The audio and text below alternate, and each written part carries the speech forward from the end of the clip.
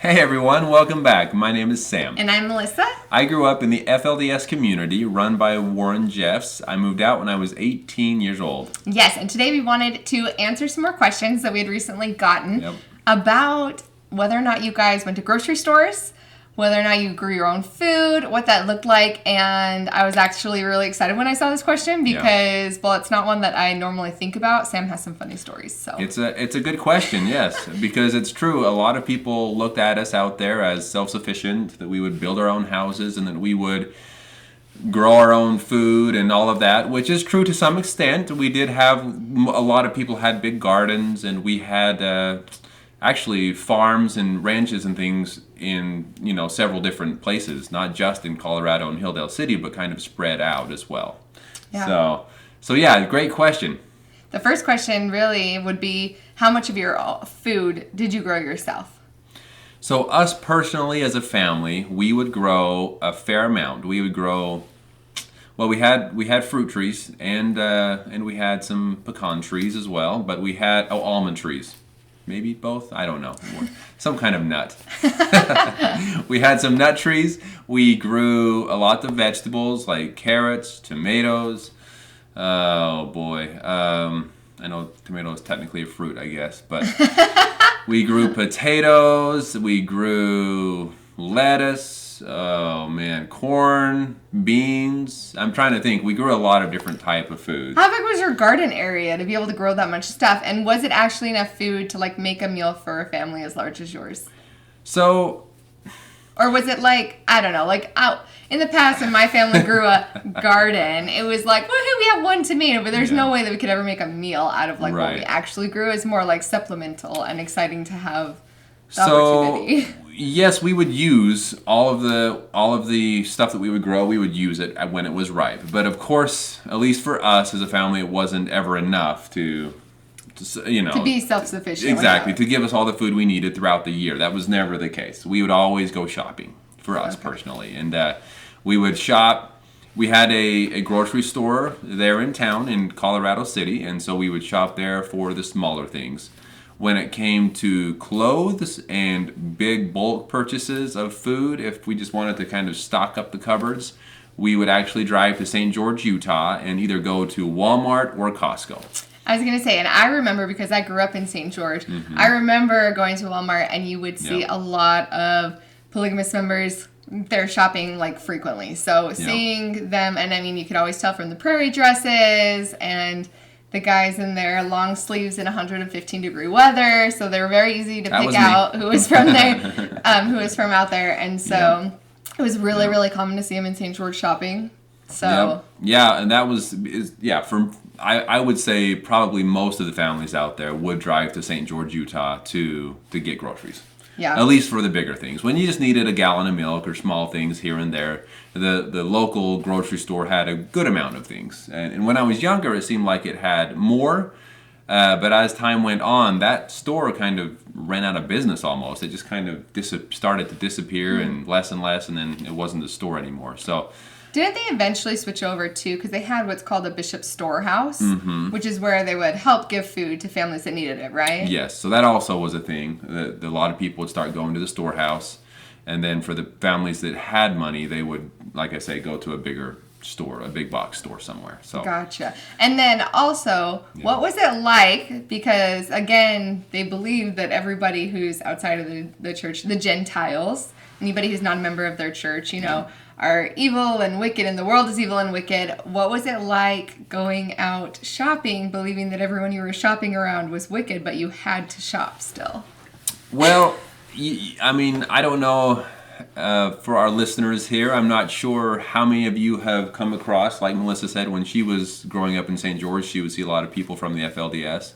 I don't know how many of you have come across them, but things have changed a little bit now. But back in the day, we wouldn't really talk to people. We'd almost, or at least from what my experience, we'd almost ignore people. If they tried to talk or say hi or something, we might give them like a half smile and then just hurry along and keep doing what we were doing. And that's because we were taught that we shouldn't really associate with outsiders. I remember my mom trying specifically being like, if you ever see anybody from out there, make sure you always give them a big smile, like trying to be extra friendly. Yeah. And yeah. Yeah, and I mean, I don't know. It depends on the family as well. There were some families that were more open to saying hi, and and they were a little bit more outgoing. And then there were others that were. It was almost awkward. They didn't know how to talk to people outside of the community because they never really did, and so they just didn't really have that, I guess, personality to talk to people. If they said hi, they didn't really know how to handle it. Well, and in the back of their heads, they're thinking that these people are wicked, and so that's also going to put a barrier between being able to have like a genuine conversation with someone if in the back of your head you're thinking. Yeah, and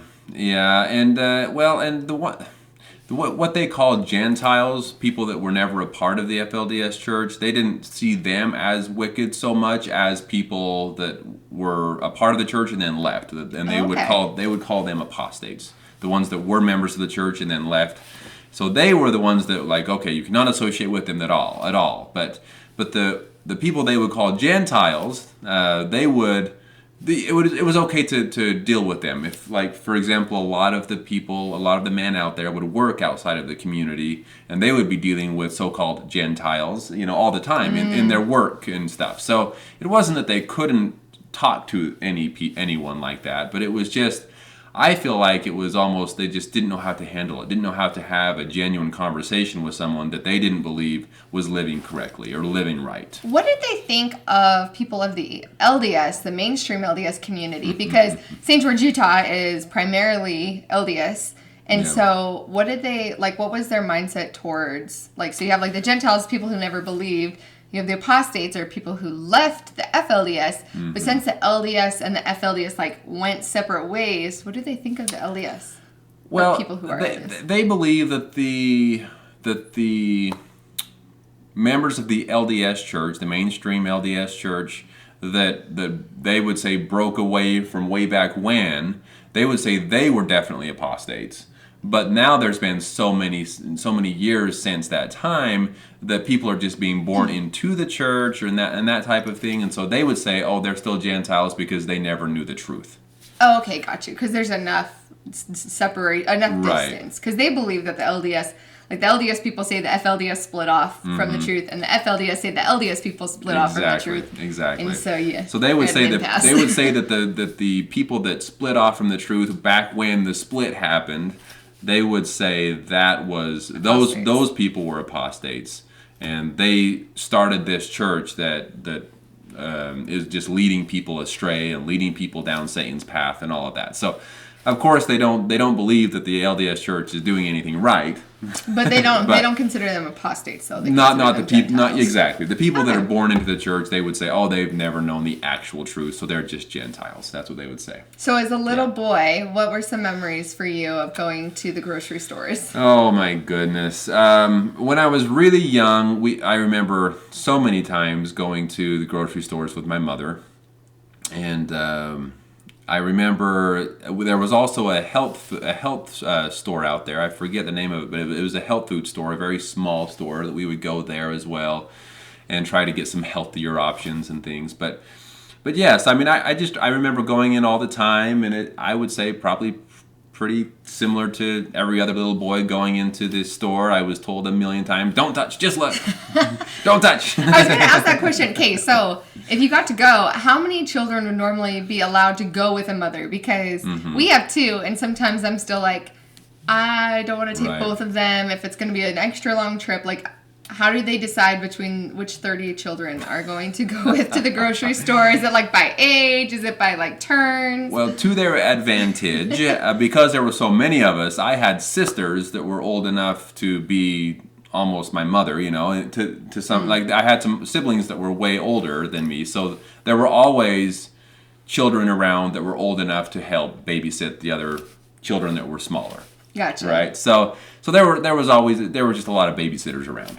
Gotcha. So it was easier to take a big crew of people into the store and to kind of have a lot of the older siblings help out with, okay, don't touch that, and anyway. Probably easier to leave kids at home as well because there are babysitters to watch as well. And I remember in the grocery store when I was really little, there in the very if you walked in the door and went straight to the back and then to the left a little bit, there was like a photo place there where there was I don't know if he was actually professional, but supposedly a professional photographer would take pictures of people, and then you could go back there. And I remember going back there a couple times for family and individual pictures. We'd go back there and they would take professional pictures of us, and that's kind of how we got some of our pictures. Oh, I wish we had those pictures. Sam wasn't able to take pictures when he left. Me too. Unfortunately, I have very few pictures of when I was a child. I think we have like 5 because one of his sisters. Right. Hopefully we can get some more of those at some point. I know that some of them exist. I know others were destroyed, but... Yeah. So you remember the pictures. You have to tell them the story of saying Merry Christmas. Oh, yes. Yeah, so that was actually in Walmart. Okay. So this was in Walmart. We went... my mother and I and a couple of the other children, we went to Walmart during Christmas time. And this was in St. George, Utah, and we were walking around. And I as we walked into the store, I immediately noticed all the Christmas decorations. Now, for those of you that don't know, we are in the FLDS church, we were not allowed to celebrate Christmas. So that was never a thing that in fact, we would oftentimes work right through it. So... unless it was Sunday. We did not work on Sundays. So that was something that Father was very strict about. He did not want us to work on Sundays. So. But Christmas was good to go. But Christmas was good to go.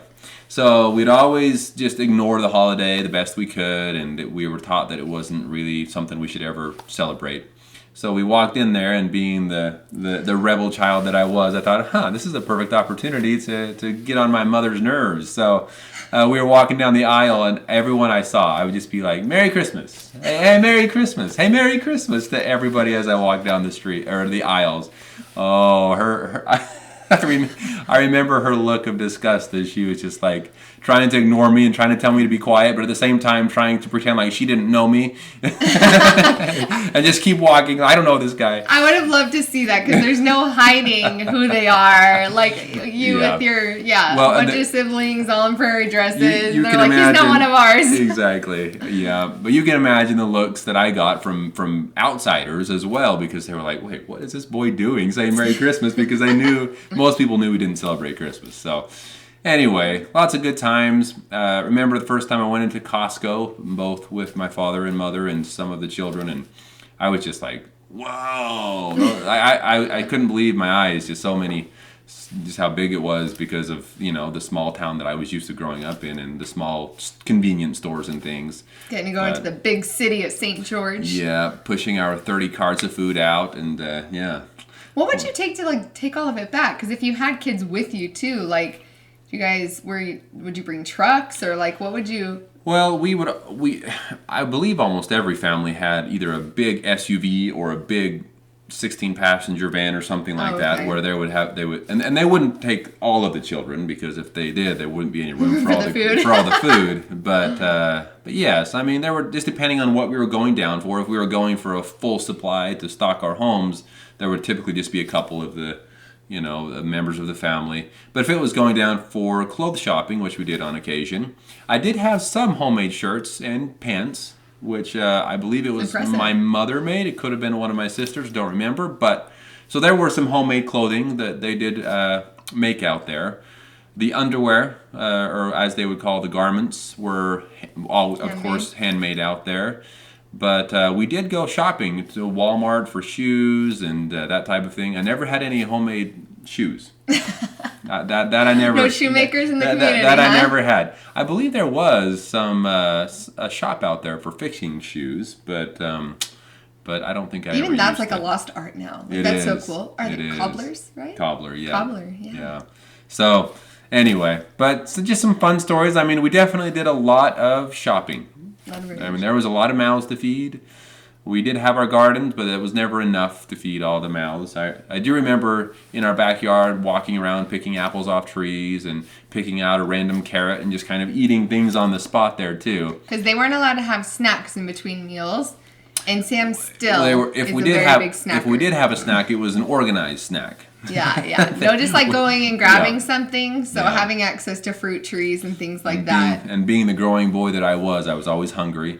Yes. We got caught and got in trouble stealing grapes from the neighbors' grapevines and things like that. We were always always hungry. It seems like. I just realized no one knows probably how tall you are. Sam is 6'4". Yes. We're always sitting in these videos. I'm like, oh my gosh, no one knows when he says a growing boy. Like, yeah, he's I was 6'4". growing, and I grew quick too. By the time I was maybe 13, I think I was over 6 feet tall. So I grew pretty quick. Which scares me for our little boy that's 2 and he's so cute and little, and like he's already the size of like a 3-year-old, almost the size of some 4-year-olds. Our daughter too. They're both growing very quickly. Yeah, they're both super, super tall for their age, like 99th percentile.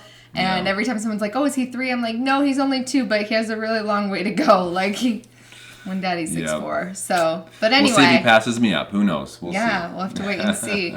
But if you want to hear more about what it was like for Sam growing up in polygamy, then please like and subscribe. Follow us on Instagram at growingupinpolygamy. And leave any comments with more questions that we can answer for you. Thank you. Thank you for all of your questions. We love to answer these, so keep them coming. Thanks. We'll talk to y'all soon. Thank you. See ya.